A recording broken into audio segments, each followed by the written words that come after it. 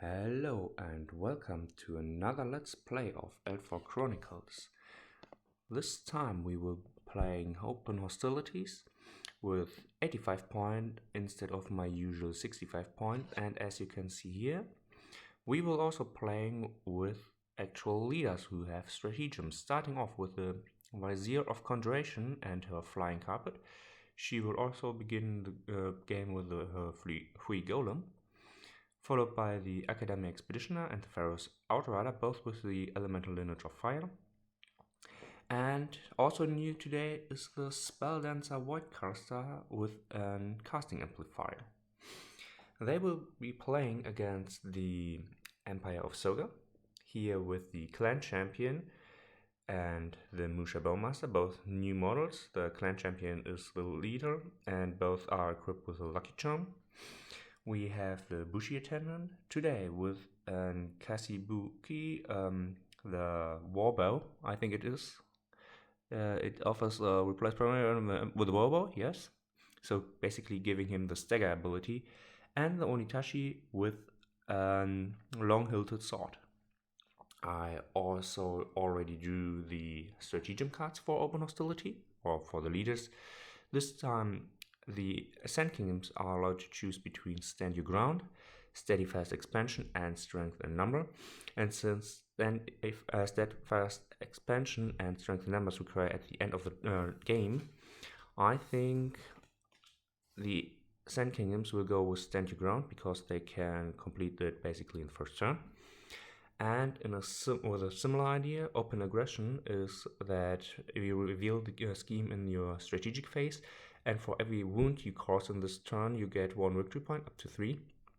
Or Glory of Pursuit, you receive 3 victory points at the end of the phase when the models are outside of your awareness. So with this threat, I think they will go for Pursuit of Glory, because with the Clan Champion, Musha Bowmaster, Bushi Attendant, and Onitashi,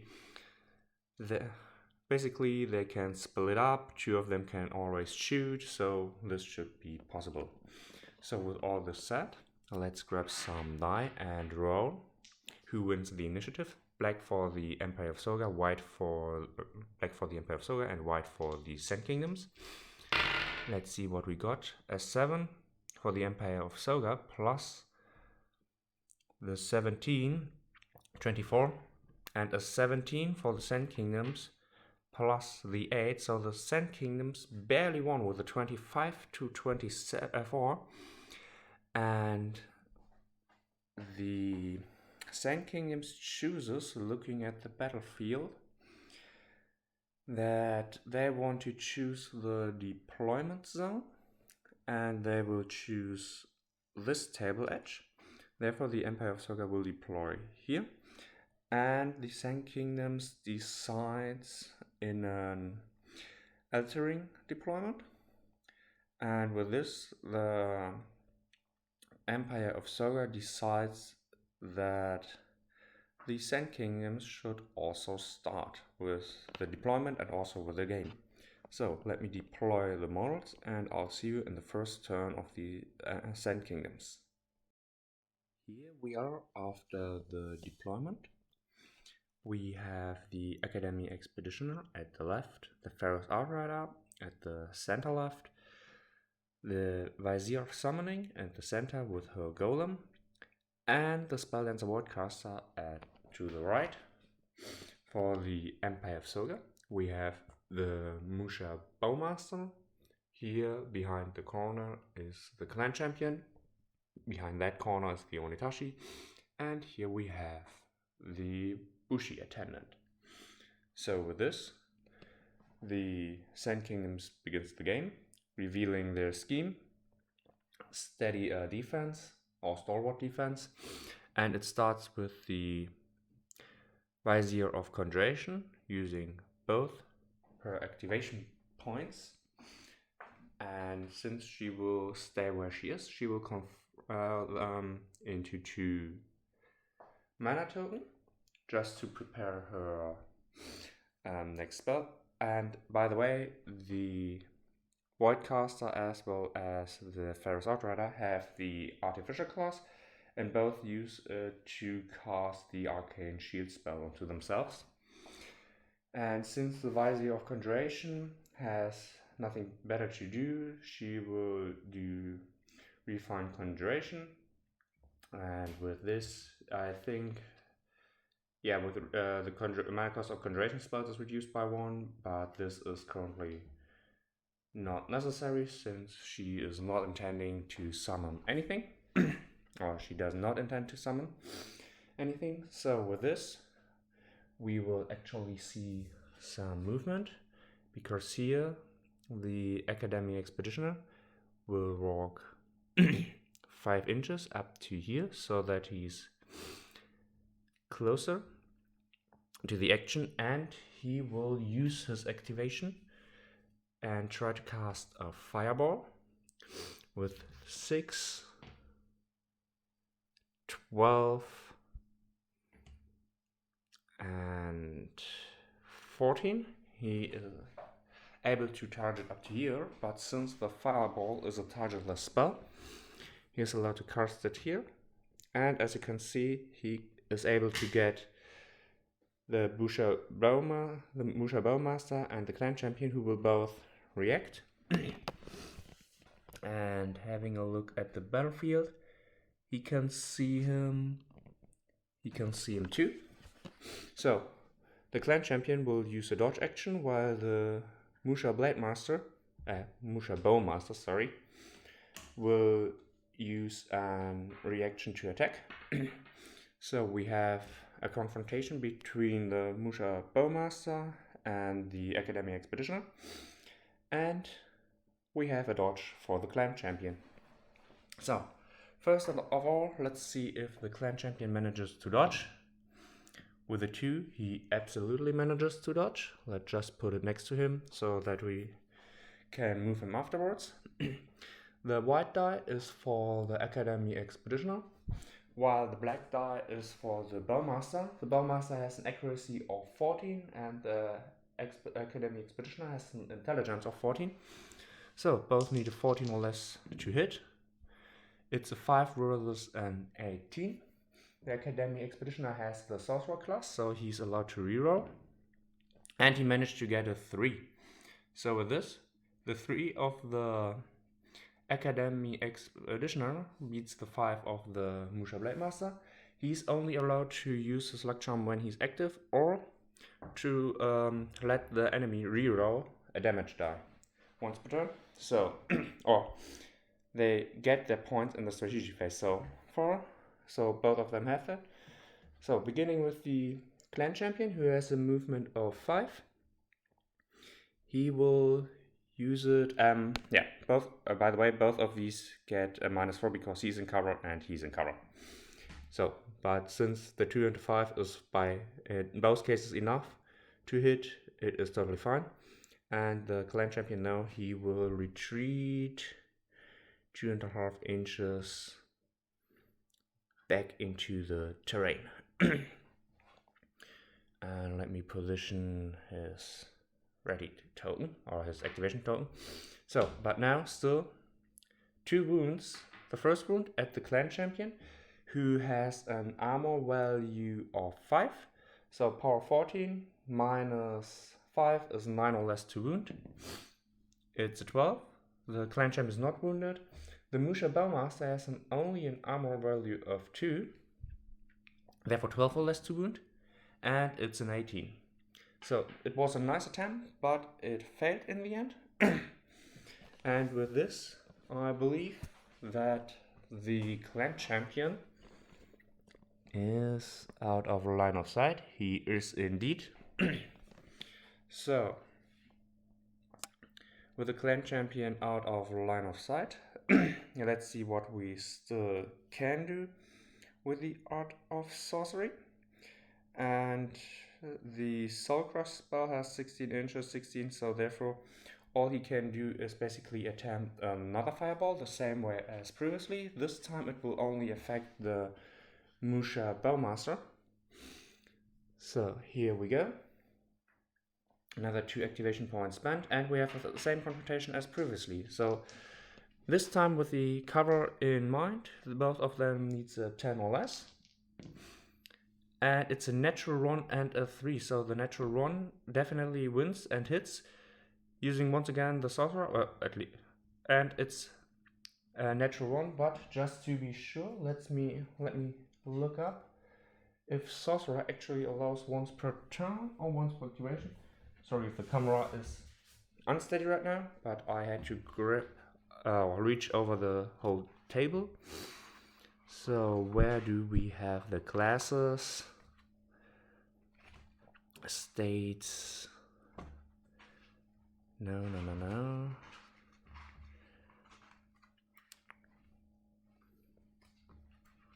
Let's see. We will trade impede.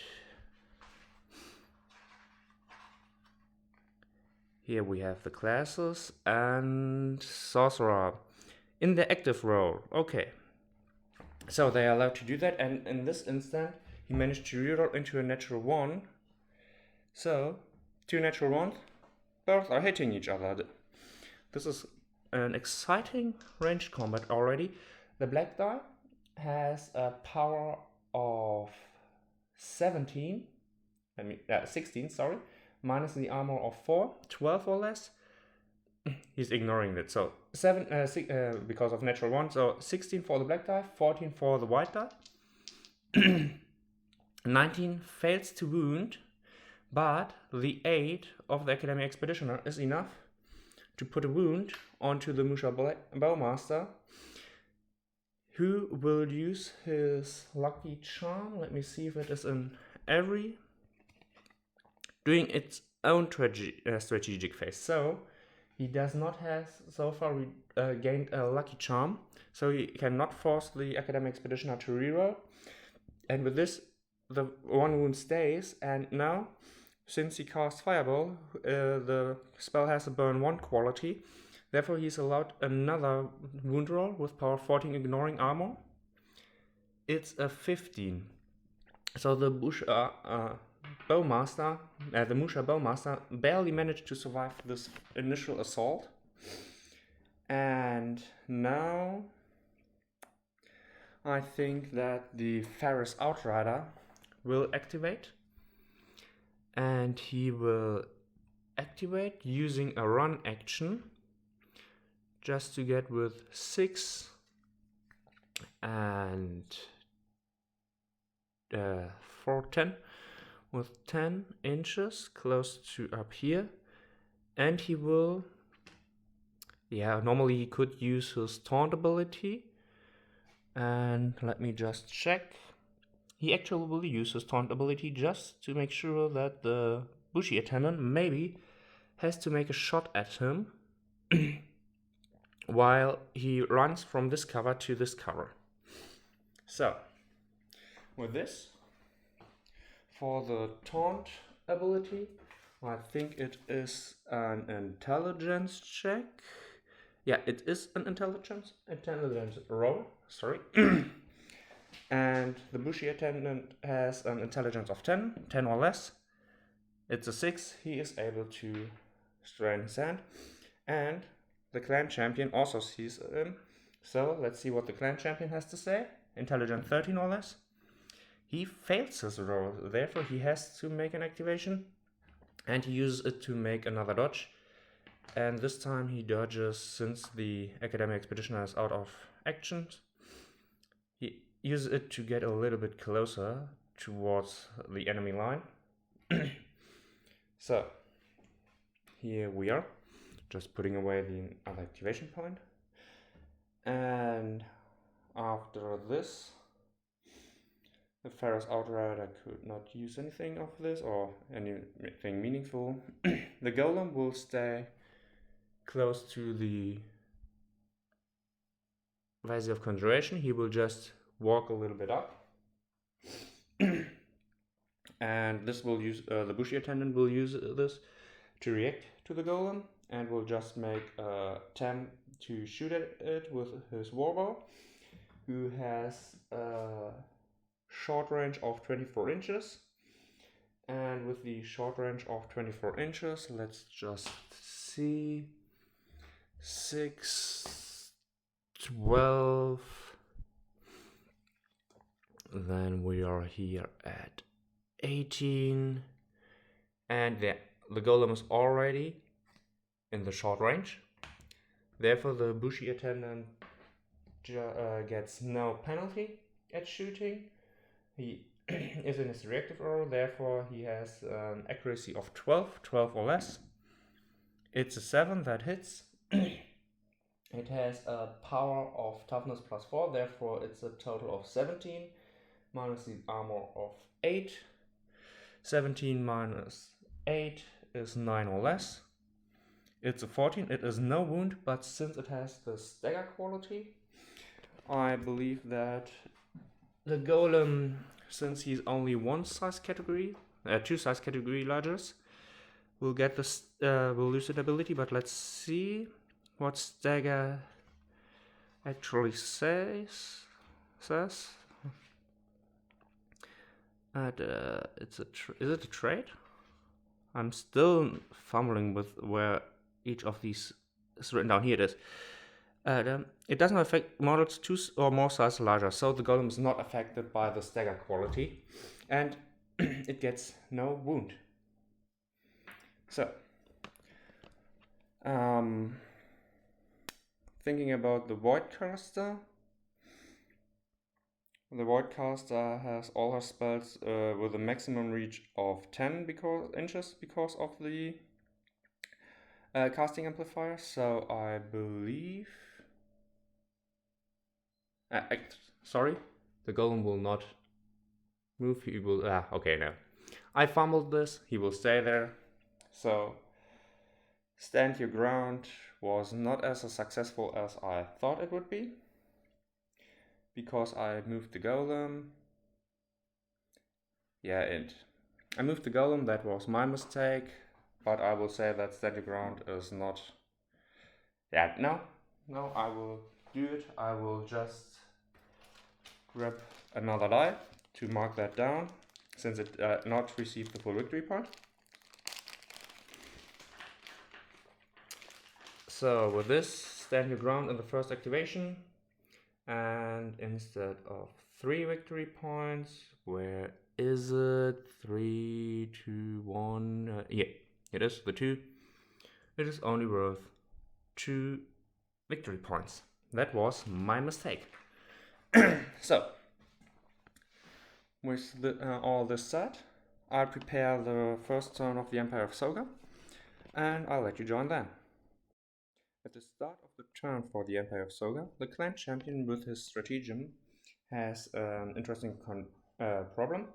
Usually I would say he will use evasion tactics to give all models, or all warriors, which is all, +2 to their agility to better avoid the assault of the Zen Kingdoms, but this this didn't increase because it increased because the agility is also how far the awareness ranges, so basically all of the awareness would also be increased by 2, which would make it more difficult to get the Pursuit of Glory scheme. So therefore he will use the advanced scheme to grant all warrior models +1 to their movement, and they will activate the Pursuit of Glory. And starting with this, the Onitashi will begin, and she will use a run action and in combination with her taunt ability, so 2 inches up to here. Since she's also affected by the advance, she has now a total of 12, so 10 is up to here, and another 6. She will more or less be the target of choice. So with this, who is able to see her? The Academic Expeditioner isn't. The Vizier of Conjuration is also not able to see her. The Golem, there's a tree in the way. So basically, no Zen Kingdom model could see her, which is interesting. But now, since she has a long-hilted sword, which has a reach of 1 inch. Okay, it has a shorter range than the normal greatsword. It replaces, but with 6 inches, she is not able to reach him. Also, not with 2 inch. So let's continue. I think that the Musha Bowmaster will shoot at the Ferris Outrider. That is quite a nice shot, which will provide a reaction. He will dodge, and the Academy Expeditioner will try to punish him by using once again the Fireball spell. So here we are with the reactions. Let's start with the Ferris Outrider dodging. He has an agility of 12. With an 8, he managed to dodge successfully. Will the Musha Bowmaster, using Archery 3 to confer Stagger, hit him? Since he stayed stationary, he can use his Marksman class to increase his accuracy to 18. F4 is good, but not good enough to cancel the dodge. Therefore, this arrow goes straight. And now, the Academy Expeditioner -4 at the Musha Bowmaster, therefore 10 or less to hit. With a 19, it is a fail. So the only thing that happens is that the Ferris Outrider is allowed to dodge 3 inches, 2.5 inches, sorry, to get a little bit into cover, or quite a bit. Now he has a line of sight at the Voidcaster here in the back. And he has a reach of wrong bow, at 48 inches still. So let's see how much he will get. 12. Here we are at 18.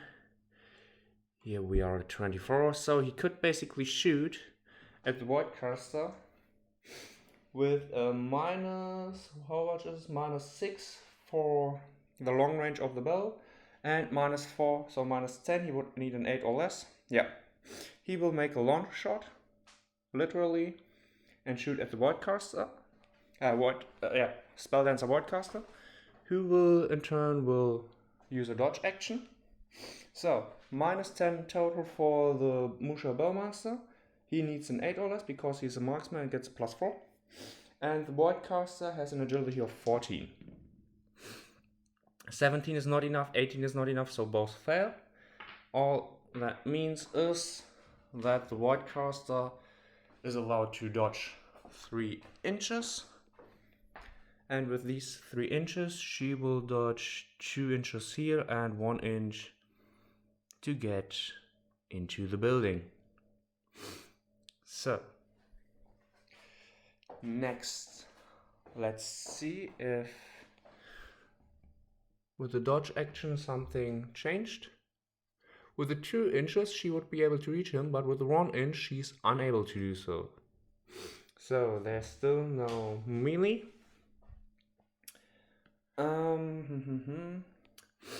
I think the Bushy Attendant will just shoot at the Ferris Outrider, who in turn will once again try to use a dodge action. Since the Bushy Attendant has now the War Bow that has a strike of stamina -1, therefore only 1 attack, but also the staggering, which is not relevant this time. So the Bushy needs a 12 or less, as does the Ferris Outrider.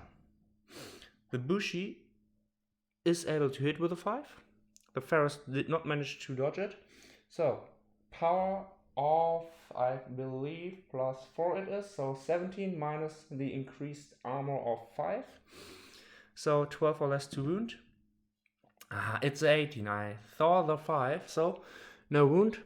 And the Ferris Outrider, since it's his offense turn next, but the Bushy still has an attack, he dodges 2.5 inches back, a little bit more into cover. Next, the Bushy Attendant just will try to shoot at the Golem, and the golem will not react at all. So the Bushi attendant shoots. With a 3 he's able to hit. Power 8, armor 8, sorry, power 17, so 9 or less to wound. It's a 5, and this is actually the first wound of the game. Then from the Bushi attendant to the golem. So next, the Onitashi will use a run action, once again becoming the target of all. 6 and another 6, and this is why she does it, to get into close combat range of the Academy Expeditioner, who has to make an intelligence check. With a 10 he is able to react as he wants. The golem, he has to spend a reaction and he declares doing nothing.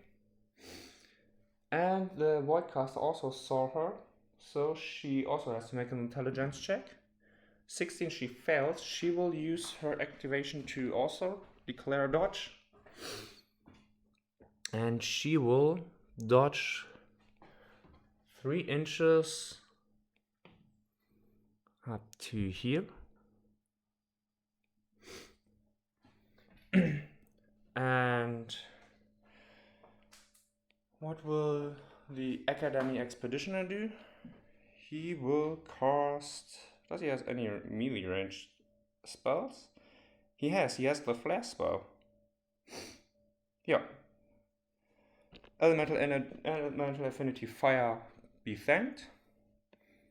Since the Onitashi is not able to get into reach, or is just able to get into reach, he will react by using the flare spell, which has he needs a 14 or less to cast. With a 7 he does, so it has a power equal to the intelligence, so 14 minus the armor 6, so 8 or less to wound. It's a 3, so this puts a wound onto the Onitashi, and the flare has the burn 2 ability, so 2 additional wound rolls, ignoring armor, 14 or less. 7 and 18, that was quite a heavy sum, or heavy price the Empire of Soga had to pay. 2 wounds onto the Onitashi with a flare spell from the Academy Expeditioner. That actually puts some hurt onto the Empire of Soga, but now the clan champion is able to activate, and he has to stay outside of the awareness of most of his clanmates. But before he does that, let's go with the Bushi attendant, who is able to walk 5 inches up to here, and by doing so he is, I would say, once again able, despite cover, or with the Ferrous Outrider here in heavy cover, to shoot it at him once more. So 12 or less, it's a 7, power 17 minus 4, 12 or less to wound. It's a 12. This is another wound.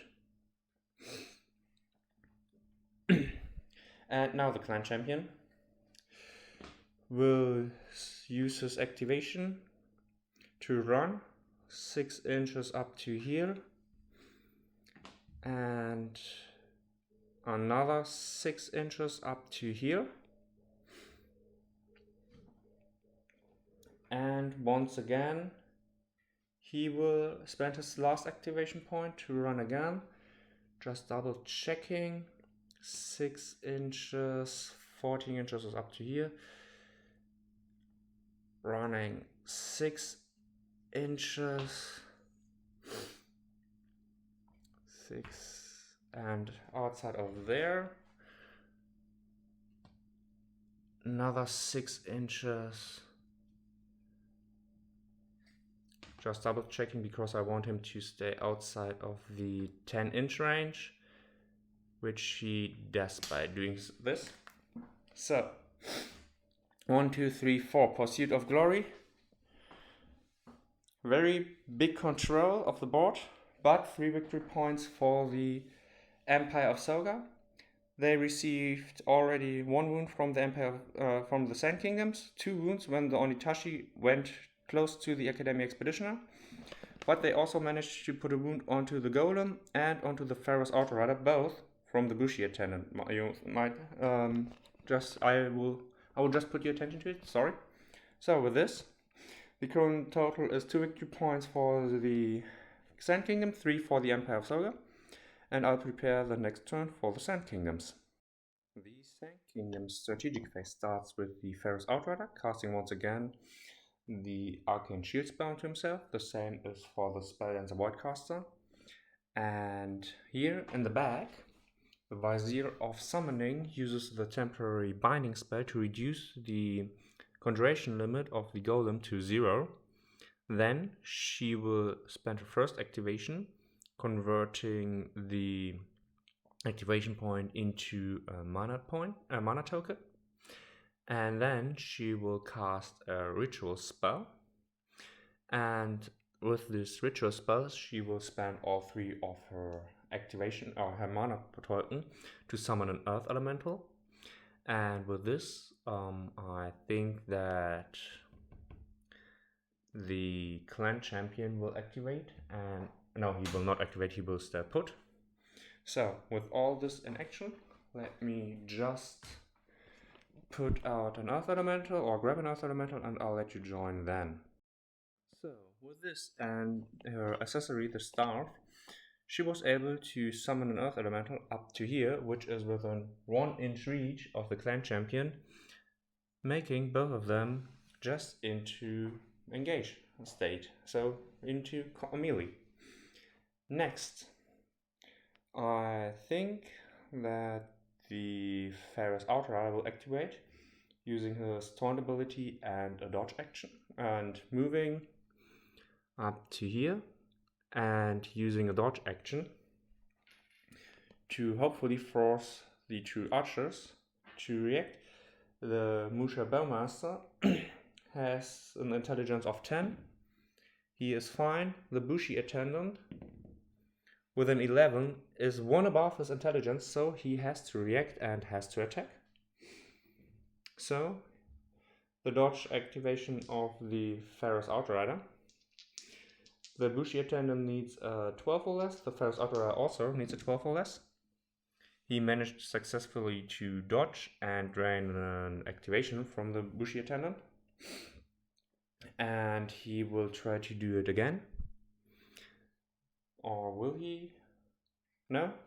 He will still use the Taunt ability, but he will walk 5 inches up to... No, he will walk here. He will not get into the engage with the Onitashi because he has a weapon with the... Does this what has? Yeah, with the sweep wand, so he would also be into the 180 degree in front of her, and that would be not beneficial. So once again, using a dodge action in combination with the taunt for these 2. The Bushi Attendant failed, and the Musha Bowmaster, he still managed to keep his cool, but the Bushi Attendant, once again 12 or less against 12 or less of the Pharaoh's Outrider, who managed to dodge it. So the Bushi Attendant already out of activation, but this is also true for the Pharaoh's Outrider. And he's in the way for what I originally planned. The Golem will stay where it is to protect the Vizier of Conjuration, who keeps basically 2 out of 6 models active. Let's go on with the Earth Elemental, who will activate and attack the clan champion, who will attack as a response. No, I will just do not let the Earth Elemental will stay where it is. And yeah, the Voidcaster has to risk it. First of all, she will walk 6 inches and do a dodge action. She will walk 6 inches up to here into cover. And the Musha Bowmaster will react to it by attacking her. And I believe this is within, yeah, it is definitely within 24 inches. So, the Musha Bowmaster, heavy cover, so -4, +4 for his marksman. This is neutral, so he has an accuracy of 14. And the shield Spelldancer Voidcaster has an agility of 14, both needing 14 or less. Natural 1, despite the successful dodge, he's hitting her, ignoring, since the Arcane's shield is active, the critical hit is ignored, so therefore the armor still hits, I believe. But let's see what the Arcane Shield spell actually says. Arcane Shield, in addition, critical hits scored against this model do not ignore armor, so still a hit, but does not ignoring the armor, so power of 17, 16, it's the bow, toughness +3, 16 minus the armor of 4, so 12 or less to wound. It's a 10. A 10 is enough to wound, and since the Spelldancer has only 1 hit point, she is down. That was not good, because my plan was to use the Void Lance to hit the Onitashi, but that did not fare well. So next, with 3 inches, yeah, the Ferrous Outer I would say is outside, even when I pushed in a little bit, but that was my intention, so that the Academy Expeditioner can use still his Flare spell. Will he dash this? He will not dash this. He will start by using a dodge action to get out of combat, but the Onitashi will try to attack him. Since she's in her defense roll, she has only 1 die, but she will use a 2nd die because of her Arms Master, her Fencing 3. And she will also get another for her Arms Master class, so she has 3 attacks. The Arcane Expeditioner has an agility of 10. With a 2, he managed to dodge. -4 because of the heavy cover. I think this is only for range, so let's see what the dice say. 7, 13, and 9. Yeah, I think that heavy cover is only for range, so that would be usually 3 hits, but since he rolled a 2 to dodge, he's able to dodge away from the Onitashi 2.5 inches. He will go up to here, just outside of 1 inch, but still in cover, to cancel the engage state. And by doing so, he now is able to cast another spell, and this time he will try to cast the Soul Crush spell at the Onitashi. The Onitashi on her end will try to dodge it. So 14 for the white die and an agility of 10, therefore 10 for the black die. 20 failed, 5 hits. So with this, the Soul Crush has the stun effect and the ignore armor. And if she should be wounded, the Onitashi, which will put her incapacitated, she would have been otherwise panicked. So, with a 19, she is not wounded. And that was the 2nd activation and another activation for the Onitashi. And the Onitashi will use her dodge action to continue to harass the Academy Expeditioner. Now, the golem has to stay close to the Vizier of Conjuration, who will be active in the next turn. Out of action, the Earth Elemental. The Earth Elemental, let's see, it has a spell, I believe, yeah, Rooting Embrace spell. And the Rooting Embrace, it has only an intelligence of 8, so it will not do that. Since it is in the engaged state, it could only attack the clan champion, who has a defense of 12, which is equal to its offense. Now it will stay where it... Yeah, it will stay where it is. This was the 2nd turn of the Empire of Soga. Of the Sand Kingdom, sorry. They lose the Voidcaster due to a shot from the Musha Bowmaster, which was quite devastating. But let's see how this game continues in the second turn of the Empire of Soga. Trying to keep up the offense on the second turn, the clan champion here will use the Brazen Assault stratagem, giving all warriors the fearless and dash quality. So basically all of them. And with this, we will start with the Onitashi as well as with the Academy Expeditioner. The Onitashi will attack, and the Academy Expeditioner will try to attack by himself. Will he? Yeah, now he will just try to dodge 50-50 chance.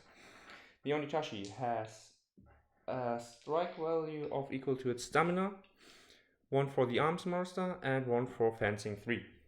Against the one dodge die of the Academy Expeditioner. Offense of 16. So let's see. The 12 is a fail, and she managed to hit 3 times because the 20 isn't a hit. So with this, 3 hits. The long-hilted sword has a total power of toughness plus 2, therefore 15, and it has the bleed quality. So 15 minus the armor of 4, 11 or less. These are 2 wounds, which is already enough to put him at least in the incapacitated state, therefore cancelling the engaged state. And this is basically all she needed to do, because now the Bushi attendant will walk. He will walk 1, 2, 3, 4, 5 up to here. I'm not sure, but I think this is a clear line of sight. So no penalty for shooting at the Ferris Outrider, who will try to dodge it. So 1 hit, 1 strike from the Bushi attendant, 1 dodge. Both needing 12. This was 13, not enough to dodge, and the natural 1 ignoring normal the armor, but since he has the Arcane Shield spell onto himself, his armor 5 stays. So total power of 17. Minus 5 is 12 or less to wound. It's a 9, which is enough to put the Ferris Outrider into the incapacitated state. So, incapacitated, not only the Vizier of Summoning is here, of Conjuration, sorry, and she's out of line of sight for him, so the Musha Bowmaster will actually move 3 inches down, 2 inches up to here, and since he will use a run action 1, 2, 3, 4, 5, he will reposition up to here. Next, the Onitashi will activate. With her 6 inches base movement, she's able to get within 1 inch of the Vizier of Conjuration, and she will strike at her. This will activate the Golem, who will use his Protector ability to get into contact with the Vizier to protect her, and the Vizier herself will use a dodge action. Actually, no, she doesn't. She will do it to cancel the engaged state. She will just walk up to here. But still, the Onitashi, 2 attacks from her profile, 1 for the Arms Master. It was a dash action, this is only 1. Strike 1. And with the dash action, 16, that would be a hit. And I just have to see if the Protector skill allows anything. Erect throw, when an allied model has an attack, the model must spend an activation point to move into contact and the allied model. If it does so, it becomes a new target. Okay, so the Golem is not allowed to do anything else except stand in the way. With the 16, it's a hit, a total power of 15, minus 8, so 7 or less to wound the Golem. 11 is not enough to wound the Golem. So, next. The clan champion will attack the Earth Elemental, and the Earth Elemental will react by attacking back. So, The the clan champion has a spear which has 2 strikes, arms master and fencing 3. The earth elemental has 1 to defend. A 13 is enough for the earth elemental because it has a defense of 14. And the clan champion 3, 9, 5 and 6, all great hits, but not enough to get through the defense of the earth elemental, which has a power of 16 minus the armor of 5, so 11 or less to wound. And 18 is not enough, but it has the stagger and knockdown trait, which causes the clan champion to lose his final activation and to be knocked down. Then next, the engage state is only here. The Bushi attendant will run 6 inches and 4 up to here. And for the Bowmaster will just stay where he is and shoot at the elemental using his marksman ability.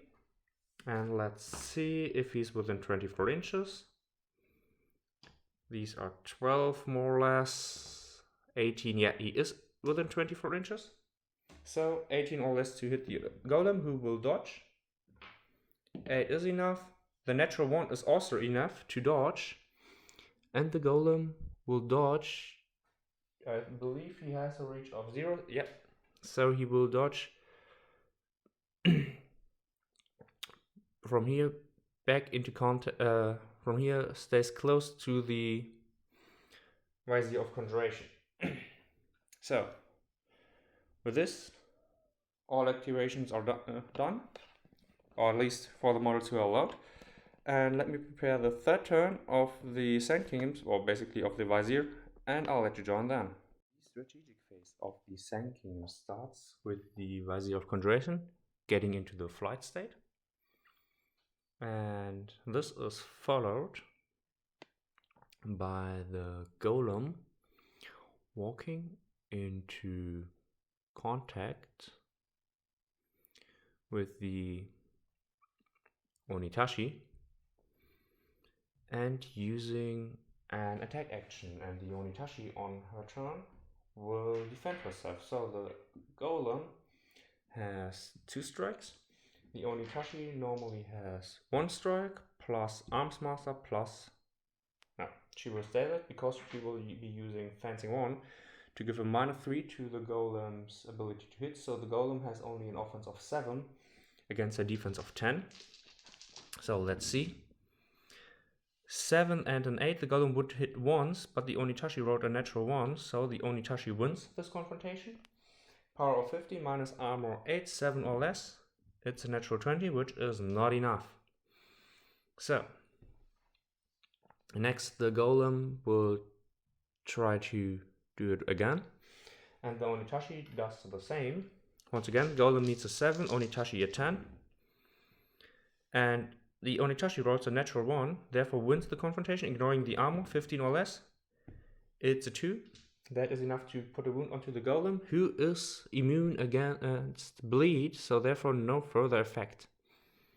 So, that was that. Now the Earth Elemental tries to pummel the Clan Champion. The Clan Champion will use his action to dodge. The Earth Elemental has 2 attacks. The Clan Champion 1 die with an agility of 10 to dodge. The 10 is enough to dodge, therefore the 10 and the 19 is not enough. He cancels the down state. And he will also dodge into contact with the Earth Elemental. And with this, the Earth Elemental tries to do the same. Not much it can do otherwise. This time the Clan Champion will attack with his defense of 12 against the Earth Elemental's offense of 12. He will also use the fencing 1 to confer -3 to the Earth Elemental. Arms Master giving him another attack die, so 2 against 2. He managed to hit with a 2, the Earth Elemental managed to hit with a 3, so here it is. So therefore, the clan champion wins. The Earth Elemental has an armor of 10. He has a total power with a spear of 13, therefore needing a 3 or less to wound.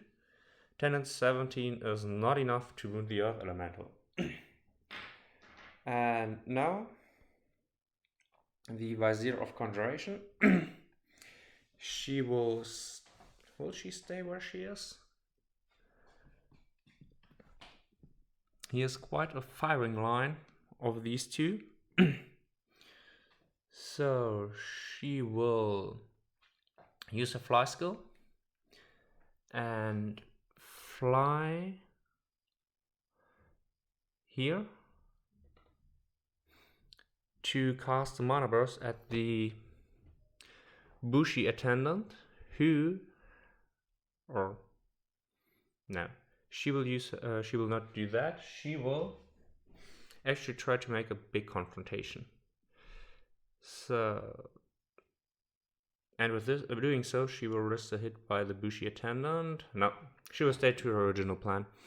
She will fly up to here, staying out of line of sight of the Musha Bowmaster, and cast a mana burst at the Bushi attendant. The Bushi attendant will react by attacking and trying to take out the Vizier of Conjuration. He has 1 attack, the Vizier has 2 attack, both suffer a -4. So the Vizier has 2 strikes at 12 or less. The Bushi attendant has 1 strike at 8 or less. The 19 is not enough. The 2 and the 11 is enough. She has a power of 16 with her mana burst, who also has the stagger quality, so he loses his second activation.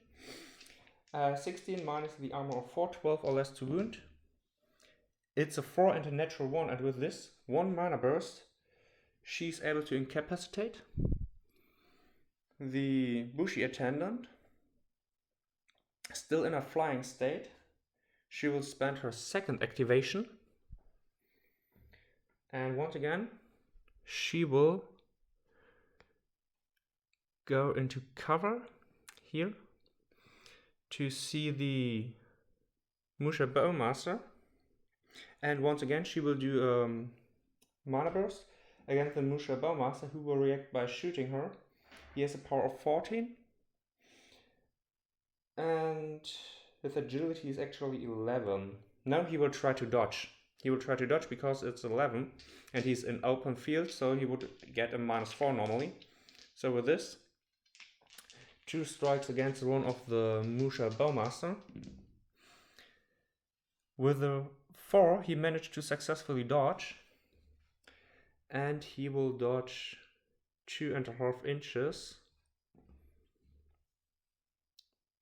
a little bit back.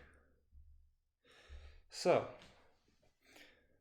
now the the Bushi attendant is incapacitated too, and that was, I believe, the 3rd turn of the Empire of Soga, summoning and now being active. Yeah, the 3rd turn. Let me prepare the Empire of the Sand Kingdom, sorry. And now let me prepare the Empire of Soga's turn, and I'll let you join then. In the strategic phase, the clan champion uses the evade tactics stratagem to confer all models a +2 to their agility. And it will start with the Musha Bowmaster, who is still within reach of a mana burst to use a dodge action and walk. So he will 1, 2, 3, 4, 5, goes up to here into, let's say, into base contact with the terrain. As I said, I forgot to put activation points next to her. She will cast a mana burst in an attempt to hit him, who will dodge with the dodge of 13 now. 16 against 13, both rolled a 19, so both of these failed. But now with 2.5 inches, it is, as you can see here, it is about 3 inches high. So it is basically just for him to get close to it. And now with his next activation, oh no, Sorry, let me just put him. He wants to get 2.5 inch closer to here, so that he can now activate again, spending 5 and using the special ability to the special move action to climb. So he will get up to here, and I believe that is what I have to look up. Sorry that I have to look up quite a few things here, but I think with the climb action you are not allowed to do anything else or attack. Cannot perform any other action while in vertical surface. Becomes half. So when up climbing allows a model to overcome obstacle by a surface that's higher than its hitbox. Movement on vertical surf may end its movement on a vertical. So okay, basically with the dodge previously. Sorry, that was my mistake. I didn't have the climb rules because I only used gargoyle so far. So he's up to here, ready to strike on the next turn. The Onitashi will attack. The golem will react, and the Onitashi will have 2 strikes with her long-hilted sword, 1 for the arms master, and the golem will have only 1 attack to react to it. And the Onitashi will confer with fencing 1 -3 to the golem, so 10 for the golem against the 16 of the Onitashi. The 10 misses, but for the 16, the 19 only misses, so 2 hits. 15 -8, 1, 7 or less. 11 and 12, not enough. And the Onitashi will try to finish the golem. So once again, 2 attacks, 3 for the arms master and 1 for the golem. And once again, -3 for the golem, fencing 1. The golem fails to hit. The Onitashi hits 2 times. And 1, 7 or less. 17 and 15. The golem still stays strong. The clan champion will use a dodge action, and the earth elemental will use that to cast its spell Rooting Embrace to give him the immobile state, 6 or less. With a 6, the earth elemental successfully managed to do so. And as I said, anything within the earth elemental's awareness, I believe. Let me just check it online. On the guild hall, the earth elemental, and it has the Rooting Embrace. Focus affects all models within the casting aura. On hit, the model becomes immobilized. So this means that he is immobilized, and I believe the order is he uses a dodge action and then he gets immobilized. So basically, he just wanted to leave the engaged state. The earth elemental immobilized him, and it has an awareness of 6 inches, which is also enough to immobilize the Onitashi. And he spent an activation point. So next, the clan champion, will he try to get out of it? Because if he does, the earth elemental gets an attack. No, he will not try to get out of it, and he will stay where he is. So basically nothing else happened except that the Musha Bowmaster and the clan champion repositioned. So I'll prepare the 4th turn of the Sand Kingdoms. I'll see you then. So the Sand Kingdoms turn will start with the golem staying put against the Onitashi, and the earth elemental trying to use its hull activation against the clan champion. The clan champion will try to dodge and to avoid the attack. So since it was the evasion tactic, he has an agility of 12, and the earth elemental has 1 attack with an agility with an accuracy of 10, but since he's within 8 inches, it is boosted to 14. So 14 for the white die, 12 for the black die. 13 is not enough, the 14 is enough, therefore the clan champion is hit, he is staggered because of the hit, losing his activation. Power of 16 minus the armor of 5, 11 or less to wound. It's a 9. This is enough to put a wound onto the clan champion. Sorry. And seeing this, the Earth Elemental has an offense of 12. The Vizier will walk up to here, getting out of line of sight. And with this, she still the Musha Bowmaster will try to attack her, and she will try to, yeah, she has to try to dodge it. So one attack against another. This is a fateful die roll. So -4, so it's a 10 for the Bowmaster and a 10 for the Vizier of Conjuration. Both failed, 19 and 17. Both failed to do anything. But that was important because now she's out of line of sight, safe from the Musha Bowmaster in the 4th turn, and she still has a line of sight to the clan champion, who's out of reaction, so she will cast a mana burst at the clan champion. 16 or less, a 3 and an 8, both are enough to hit. And now she needs an 11 or less to wound the clan champion because he has an armor of 5, she has a power of 16. It's a 3. This puts another wound onto the clan champion. And now the Earth Elemental will get into 1 inch and once again attack the clan champion, who is out of action. So 2 attacks from the Earth Elemental's Earthen Fists. Offense of 12. 8 and 4, both are enough to hit. Power of 16 minus armor 5, 11 or less. Natural 1 and a 7. This not only puts the clan champion incapacitated, but he's also dead. So that was quite important because this confers, I think, 3 for his value and 1 for the leader, but we will see at the end of the game. Now the Earth Elemental, I believe, will also stay put. So with this, we have remaining the Earth Elemental, the Golem and the Vizier of Conjuration. And for the Empire of Soga, we have the Bowmaster and the Onitashi. So I will just think about what these two will do and I'll let you join them.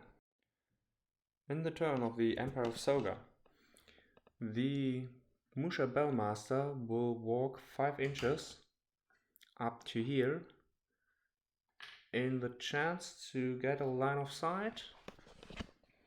Let's see. I would say it's a 50-50 roll. 11 to 20, he has a line of sight. It's a 4, he has no line of sight. So it was an attempt, but it was fruitful. The Onitashi has to destroy the golem before she is able to walk again. But if she destroys the golem, she can be targeted by the Vizier of Conjuration. Therefore, she will try to make a dodge to cancel the immobile state, and the golem will react by attacking her. So, offense 10 against defense, agility of 10. She managed to cancel it. Sorry, black dice for her. She managed to cancel it, and the golem failed to hit her. So that is really good. But on the other hand, she is unable to attack the Vizier of Conjuration because she's in the flying state. So basically, she will just stay put where she is and do not risk giving away any further victory points. And saying that, the Musha Bowmaster will also try and save some victory points by going or climbing down and getting a little bit back using the run action. Oh, here we go.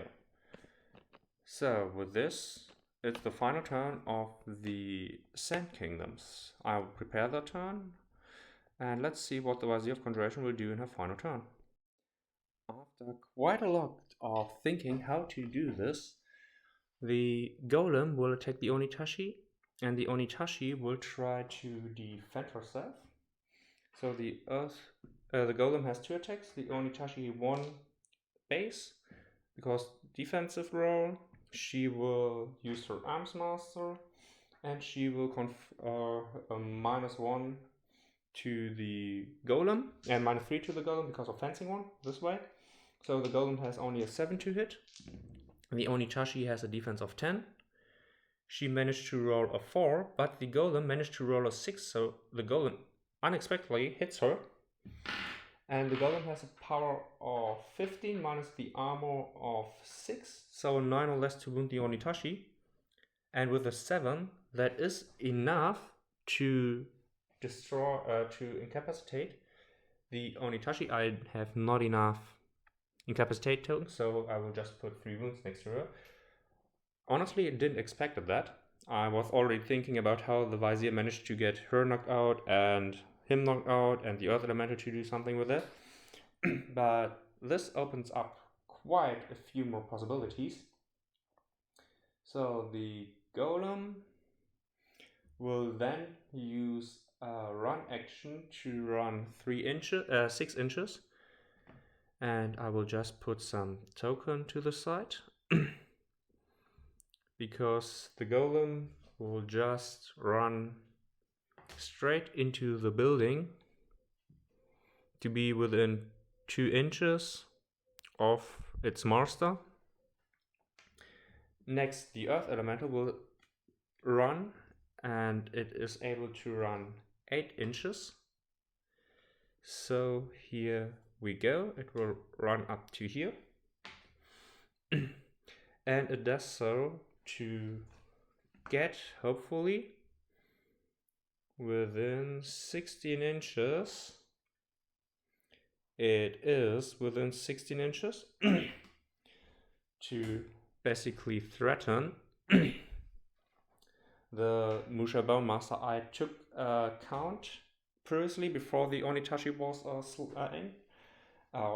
incapacitated. Previously, the score was 7 for the Sand Kingdoms and 11 for the Empire of Soga because of the movement mistake in the first turn. But now, since the Onitashi is incapacitated, the score went up to 10 for the Sand Kingdoms and still 11 for the Empire of Soga. So I will just adjust the die here, 10 to 11.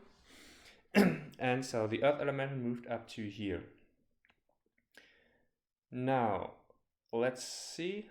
The Earth Elemental will use its whole ability with an accuracy of 10, and the Musha Bone Master has a better chance to attack with its accuracy of 14, but if he dodges, he's able to get out of line of sight, and if he survives the throw, he will be able to most likely be out of line of sight for the Vizier of Conjurations mana burst, so he will try this, he will dodge. With an 18 he failed to dodge, but with a 4 the Earth Elemental managed to hit him. This is the worst outcome for the Empire of Soga. So, power of 16 minus the armor of 2, 14 or less. It's an 18. He was lucky enough to survive this. Here we have the 18. And he was not allowed to reposition. Now, since it is all or nothing, the Vizier of Conjuration will use her walk action with 10 inches. 6 is up to here. And 10 is up to here. To fly, still into cover. And having a clear line of sight, will attack the Musha Bone Master, who in turn will, even if he goes behind this with her 10 inches arm, he will try to dodge. He will dodge the 2 mana bursts, and with an 11 he successfully dodges the 2 and the 5. 2.5 inches, he will reposition back here. out of actions. And now the Summoner of Conjurations with 10 inches, she is able to fly up to here and has a line of sight. It's an all or nothing. She has to destroy. She has to kill him with this mana burst. Otherwise, most likely, he will activate and kill her and definitely win the game. But the Sand Kingdoms has to do them because they are 1 point behind. 20 and 7. The 7 is enough. 16 minus armor of 2. 14 or less. It's an 18. Once again, she failed. And with this, I will go straight into the Empire of Soga's turn. The Musha Bowmaster will straight up attack her with his marksman. She will try to use her ward spell. I think she has it with... No, she has Mana Burst and Dispel Magic. Ward would be Elder 2, so she will try to save her with her Mana Burst. The black die needs an 18, the white die needs a 16. 12 against 9, so the 12 wins. Has a total power of 16 of 16, sorry. Minus 0 armor, so 16 or less. And he managed to shoot down the Vizier of Conjuration. So, with this, he wins another 3 points for the recruitment point, plus 1 for the leader. It's a total of 15 to 10.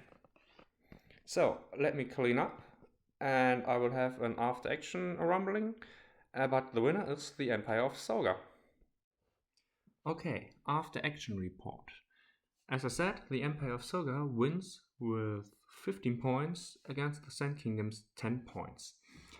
And I think this comes down to basically just the movement error I made with the Golem in the first turn of the Sand Kingdoms, because if it would have stayed idle, the Sand Kingdoms would have be a point of 11 against the 11 of the Empire of Soga in final turn.